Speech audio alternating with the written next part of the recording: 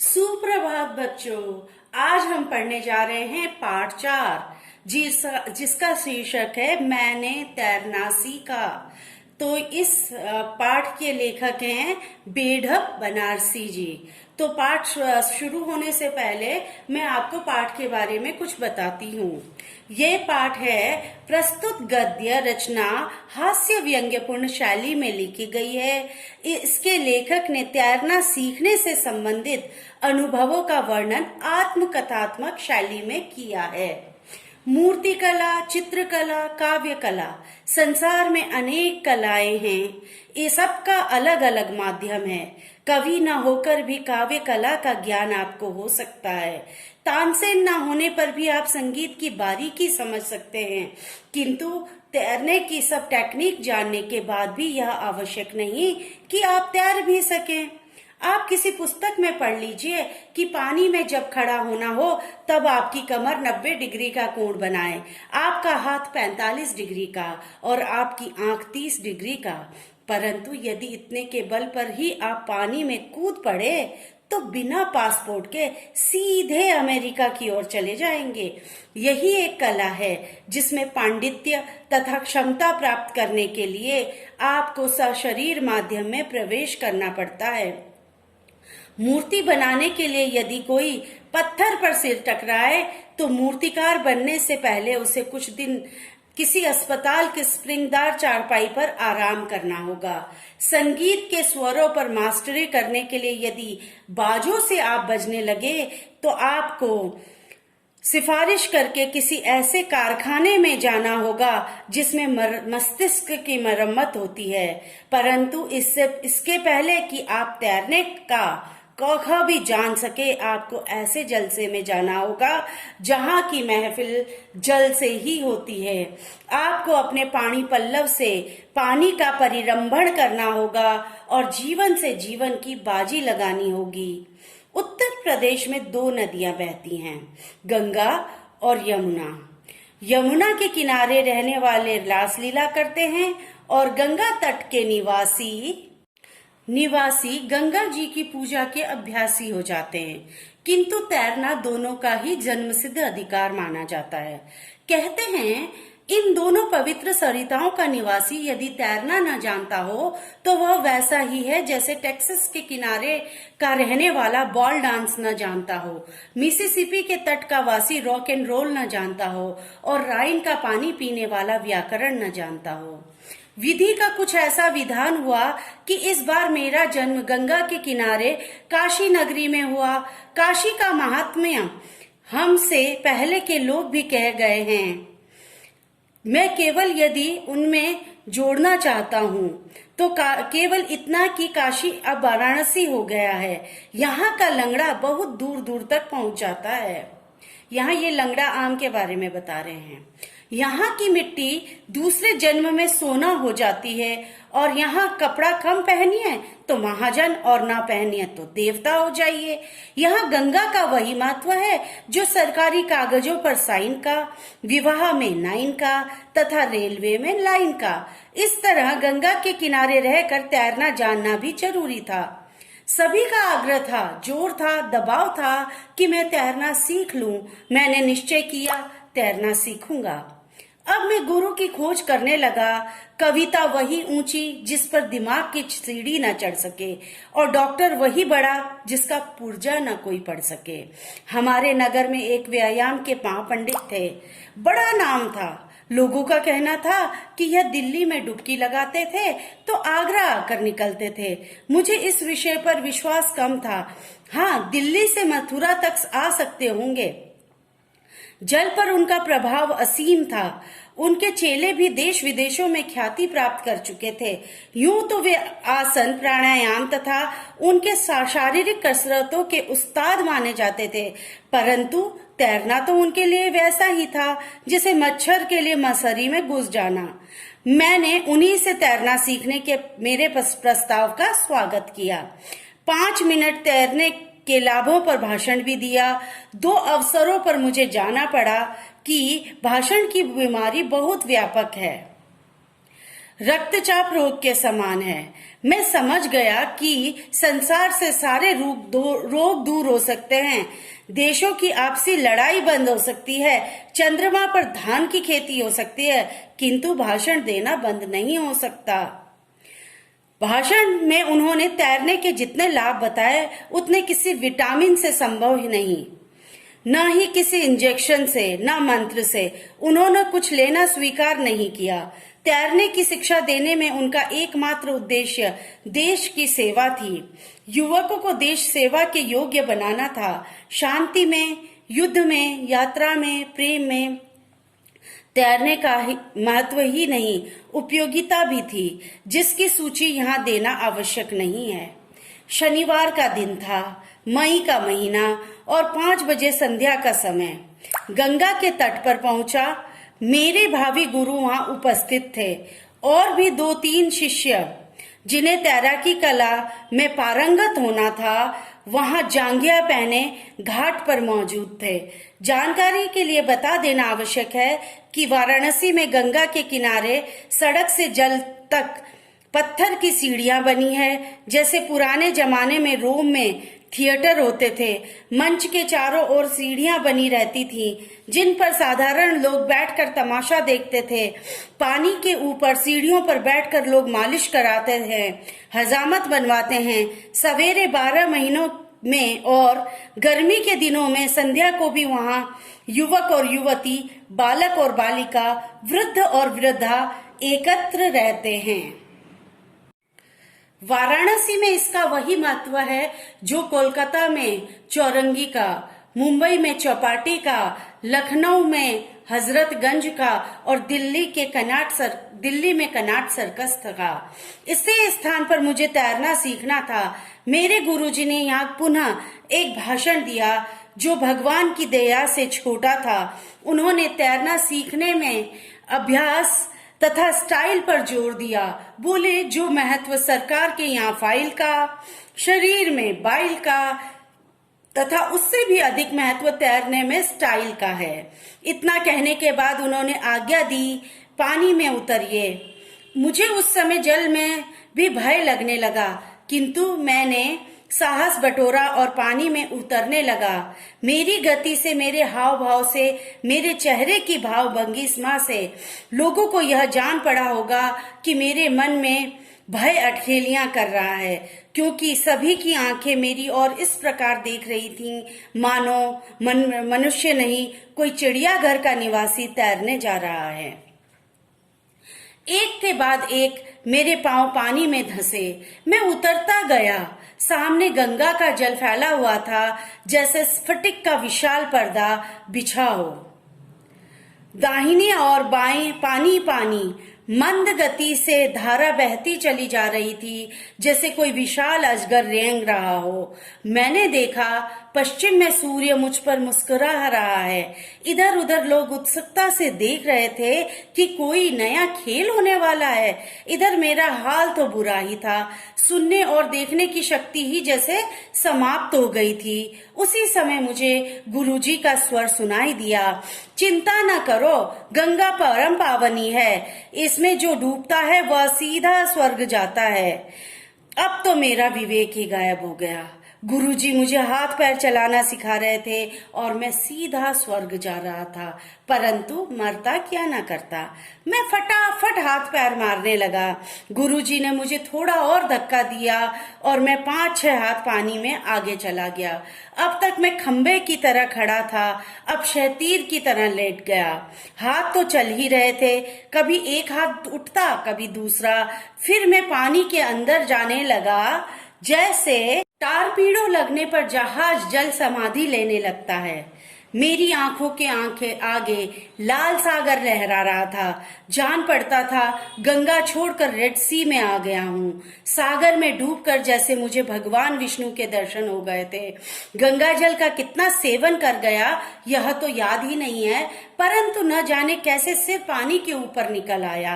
पानी भी पेट में चला गया था, ऊपर से हवा भी। लगा कि सचमुच मर तो नहीं गया हूँ। या मरने वाला हूं।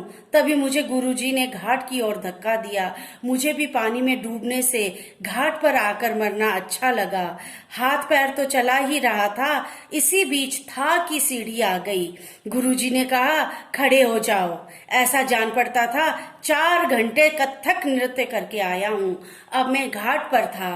आंख, कान, नाक, मुंह तथा सारे शरीर से पानी टपक रहा था, मानो स्पंज की मूर्ति किसी ने खड़ी कर दी हो और उसे कोई दबा रहा है।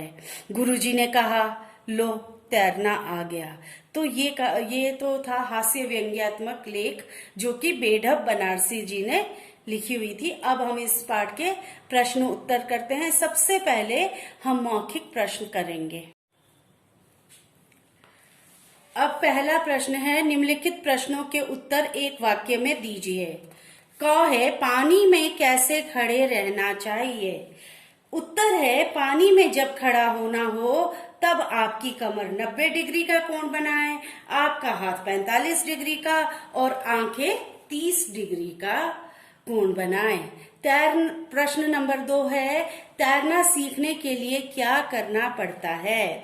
इसका उत्तर है, तैरना सीखने के लिए सीधा शरीर माध्यम में प्रवेश करना पड़ता है, यानी कि ये प्रैक्टिकल अभ्यास है।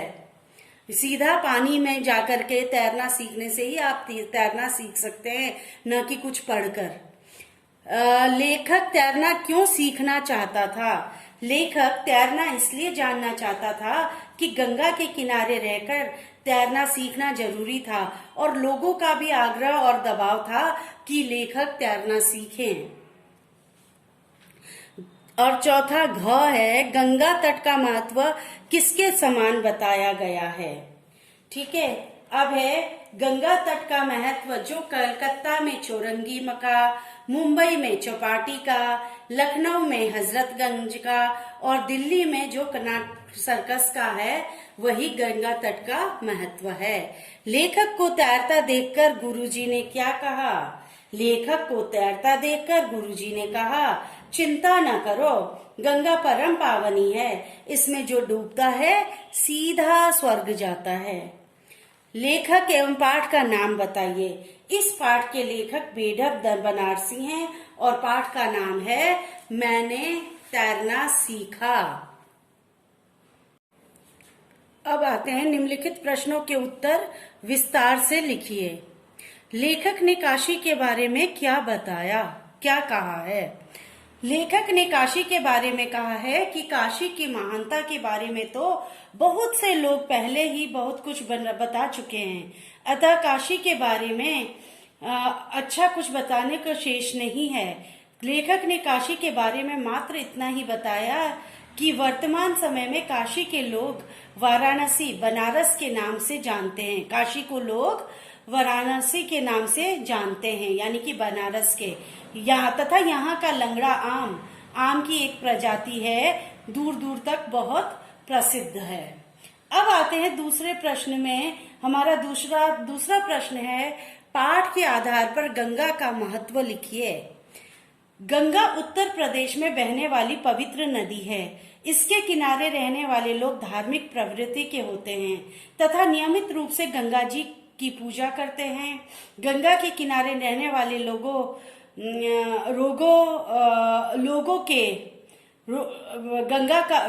में गंगा का विशेष महत्व है। उनका जीवन गंगा के बिना अधूरा है। वाराणसी के लोगों के जीवन में गंगा का विशेष महत्व है। वे गंगा के बिना अपने जीवन की वो लोग कल्पना भी नहीं कर सकते। अब आते हैं तीसरे प्रश्न पर। महापंडित की क्या विशेषता थी। अब है, महापंडित, वाराणसी में महापंडित का बड़ा नाम था। वे बहुत अच्छे तैराक थे। लोगों का मानना था कि वे दिल्ली में डुबकी लगाते हैं और आके आगरा में निकलते हैं।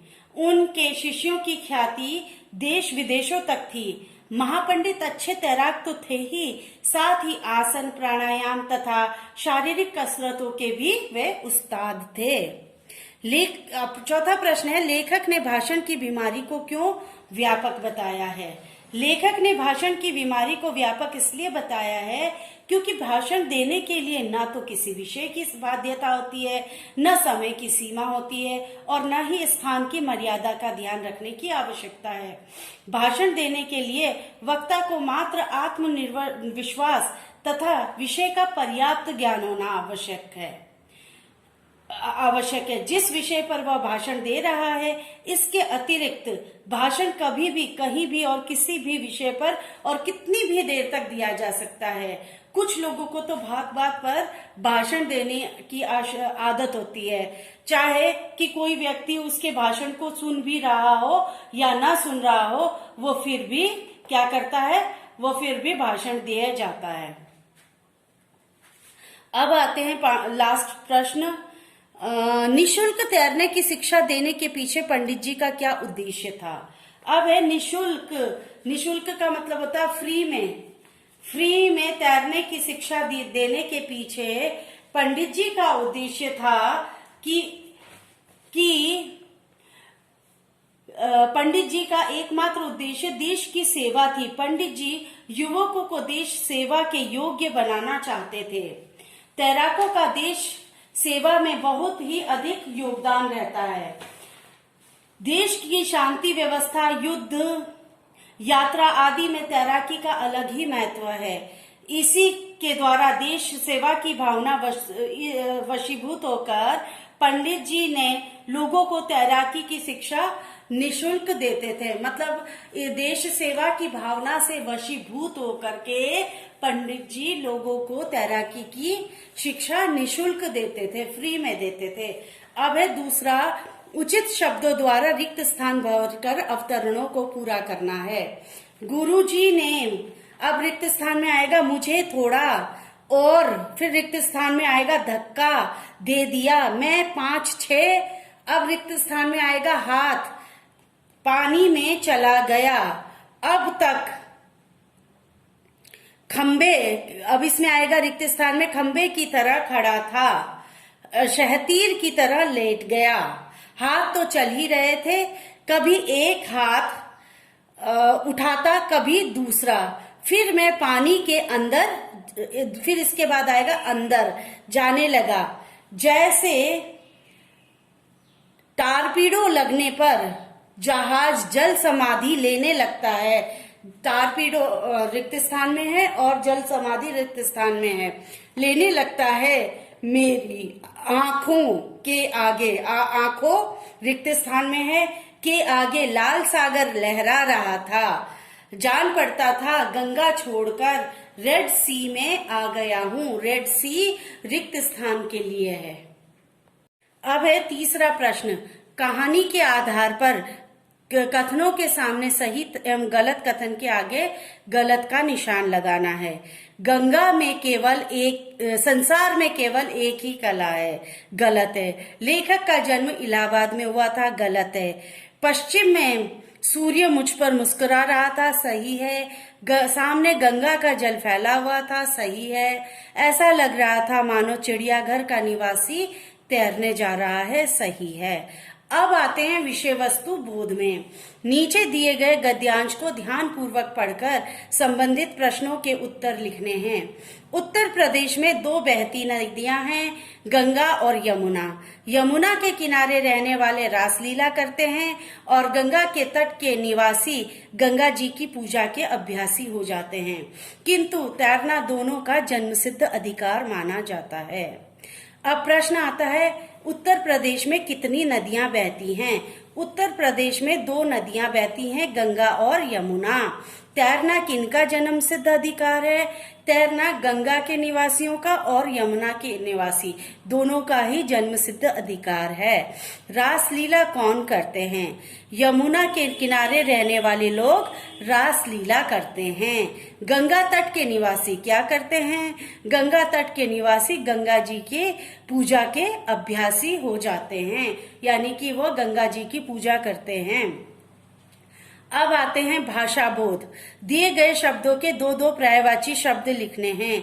भाग्य का किस्मत नसीब, गंगा भागीरथी देवनदी, कपड़ा वस्त्र और चीर, कान का कर्ण श्रवणेन्द्रिय, अब है दूसरा, दिए गए शब्दों के वचन परिवर्तन कीजिए। कला कलाएं, पुस्तक पुस्तकें, नदी नदियां, बारीकी बारीकियां, कविता कविताएं, अटखेली अटखेलियां। पाठ में आए शब्दों के विलोम लिखने। बंद खुला, बारीक मोटा, प्रेम घृणा, शिष्य गुरु, बीमार स्वस्थ और संभव असंभव। तो इसी के साथ ही ये पाठ हमारा समाप्त होता है। आशा है आपको ये पाठ समझ में आया होगा। धन्यवाद।